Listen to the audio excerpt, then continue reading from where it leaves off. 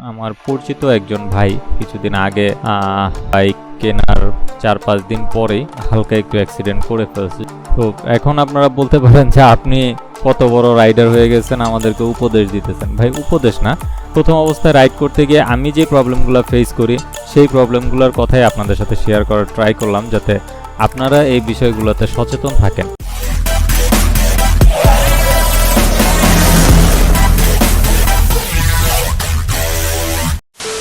আসসালামু আলাইকুম everyone and welcome to Nasim tube. আশা করি সবাই ভালো আছেন। তো ঘটনা হচ্ছে, আমরা সবাই প্রথম যখন বাইক কিনি তখন আমরা বেশ কিছু ভুল করি, যে কারণে আমরা বিভিন্ন ধরনের দুর্ঘটনার শিকার হই।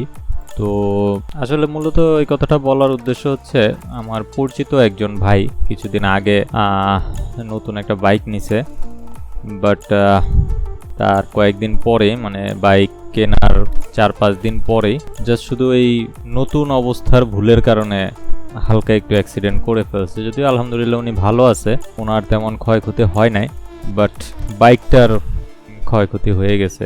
তো এই জন্য আসলে ভাবলাম যে আমি আপনাদের সাথে একটু শেয়ার করি যে আমরা নতুন অবস্থায় বাইক কিনলে কি ধরনের ভুল করি। সাধারণত ভুল করাটা স্বাভাবিক, কারণ বাইক খুবই হালকা একটা যান যেটা বাতাসের উপরে চলে। তো একটু এদিক সেদিক হইলে এটাতে একটা দুর্ঘটনা ঘটা যায়।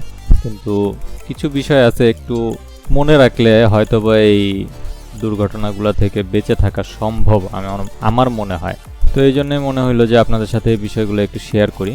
তো চলেন ভিডিওটা শুরু করি।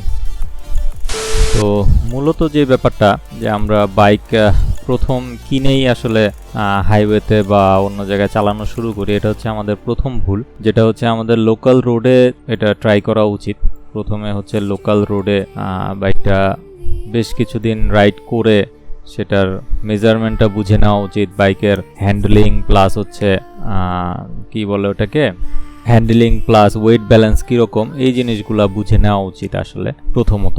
তবে তার আগের যে ভুলটা আমরা করি সেটা হচ্ছে, আমরা আগে হচ্ছে টুকটাক বাইক চালানো শিখে নেই, তারপর একটা বাইক কিনেই রাস্তায় বের হয়ে যায় বাইক চালানোর জন্য। এটা হচ্ছে আমাদের আরেকটা ভুল। তো যেটা করা উচিত, যে আমি যে বাইক চালানো শিখতেছি অন্য একটা বাইক দিয়ে, ওই চালানোটাই পারফেক্টলি শেখা উচিত আমাদের। ওখান থেকে আমাদের মোটামুটি মেজারমেন্টটা জেনে নেওয়া উচিত।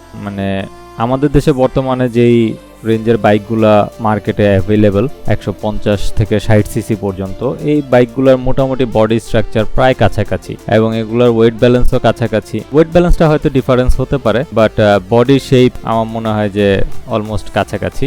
তো আপনি যখন বাইক রাইড করা শিখবেন তখন মেজারমেন্টটা ভালো করে বুঝে নিতে হবে। এরপরে আপনি অন্য বাইক যখন কিনবেন, ওই যে আগে যেটা বললাম, যে আপনি এলাকার মধ্যে লোকাল রোডে ঘুরে ফিরে ওই বাইকটার মেজারমেন্টটা বুঝে নিতে পারবেন। আপনি যদি প্রথমেই ভালোভাবে রাইডিং করাটা শিখেন তাহলে আপনার মেজারমেন্ট বুঝে নিতে খুব বেশি সময় লাগবে না। কিন্তু আপনি যদি হালকা পাতলা জাস্ট শুধু গিয়ার আপ ডাউন করা বা অ্যাক্সেলারেট করা, এই বিষয়গুলো শিখেই যদি আপনি নতুন বাইক কিনে রাস্তায় চালানো শুরু করেন, তাহলে আপনি মেজারমেন্ট সংক্রান্ত সমস্যায় পড়তে পারেন। এবং যেটা আমার ওই পরিচিত ভাই পড়ছে, সেটা হচ্ছে উনি মেজারমেন্ট করতে পারেন না, যে কারণে আইল্যান্ডের সাথে বেঁধে গিয়ে উনি পড়ে গেছে। এরপরে আরেকটা যে ভুল আমরা করি সেটা হচ্ছে খুব বেশি স্পিড গেইন করার চেষ্টা করি। প্রথম অবস্থায় বাইক কিনেই আমরা খুব স্পিড গেইন করার চেষ্টা করি, এই বিষয়টা মাথায় রাখতে হবে। আবার খুব বেশি স্লো চালানো যাবে না। আপনাকে মোটামুটি একটা রেঞ্জে, যেহেতু বাইকটাও নতুন, আপনিও নতুন, বাইকটাকেও স্টেবল হইতে সময় লাগবে, আপনাকেও স্টেবল হইতে সময় লাগবে। সো মিডিয়াম একটা রেঞ্জে আপনার রাইড করা উচিত নতুন অবস্থায়। তারপর যখন বাইকটা আপনার হাতে এসে যাবে, আবার আপনার হাতও অনেকটা ক্লিয়ার হয়ে যাবে, তখন আপনি বাইক রাইড করতে পারবেন আপনার মনের মতো। কিন্তু প্রথম অবস্থায় আপনাকে মিডিয়াম একটা রেঞ্জ মেনটেন করে বাইক রাইড করা উচিত। এরপরে তো আমরা যে ভুলটা করি সেটা হচ্ছে, আমরা হেলমেট পরতে চাই না। নতুন অবস্থায় বলি গরম লাগে, দম বন্ধ হয়ে আসে, বা এই ধরনের অজুহাত দেওয়ার চেষ্টা করি। বাট হেলমেটটা তো ভাই আপনার সেফটির জন্যই।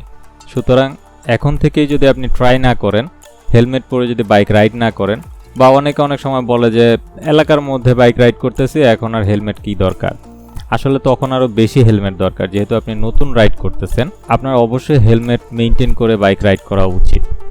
তো অনেকেই হেলমেট পরাতে অনীহা প্রকাশ করে প্রথম অবস্থায়, যেটা আমাদের আরেকটা মারাত্মক ভুল এবং যেটা আমাদের করা উচিত না। তো মোটামুটি এই বিষয়গুলো যদি আমরা একটু মেনটেন করে চলার চেষ্টা করি, তাহলে আমার মনে হয় যে নতুন অবস্থায় বাইক রাইডিংয়ের ক্ষেত্রে অ্যাক্সিডেন্ট বা দুর্ঘটনার পরিমাণটা হয়তোবা কিছুটা কমানো সম্ভব। তো এখন আপনারা বলতে পারেন যে আপনি কত বড় রাইডার হয়ে গেছেন, আমাদেরকে উপদেশ দিতেছেন। ভাই উপদেশ না, আমি নিজেও প্রথম যখন বাইক রাইড করতে শুরু করছি, কারণ আমি যখন বাইক কিনি তার আগে মোটামুটি 4-5 বছর আমি কন্টিনিউ বাইক রাইড করি নাই। হয়তো কখনো একদিন 10 মিনিট 20 মিনিটের জন্য বা 5-10 কিলোমিটারের জন্য বাইক রাইড করছি, আবার 6-7 মাস 1 বছর বাইক ধরাই হয় নাই। ওই রকম একটা অবস্থা থেকে আমি বাইক রাইড করে মানে বাইক কিনে শোরুম থেকে রাইড করে বাসায় আসছি, তখনই আমার একটা সিএনজির সাথে লেগে গেছে, যার কারণ হচ্ছে কন্টিনিউ না থাকা। আমার রাইডিংয়ের মাঝখানে বিশাল বড় একটা গ্যাপ ছিল, যে কারণে আমার তখন সিএনজির সাথে সাইলেন্সারের সাথে লেগে গিয়েছিল। এছাড়া এরপরে আপনারা আমার ভিডিও যারা কন্টিনিউ দেখেন তারা বলতে পারবেন যে আমি একবার বাইক স্কিড করে পড়েও গেছিলাম, পড়ে গিয়ে আমার বাইকের হ্যান্ডেল ভেঙে গেছিল, লুকিং গ্লাস একটা ভেঙে গেছিল। প্রথম অবস্থায় রাইড করতে গিয়ে আমি যে প্রবলেমগুলো ফেস করি সেই প্রবলেমগুলোর কথাই আপনাদের সাথে শেয়ার করার ট্রাই করলাম, যাতে আপনারা এই বিষয়গুলোতে সচেতন থাকেন।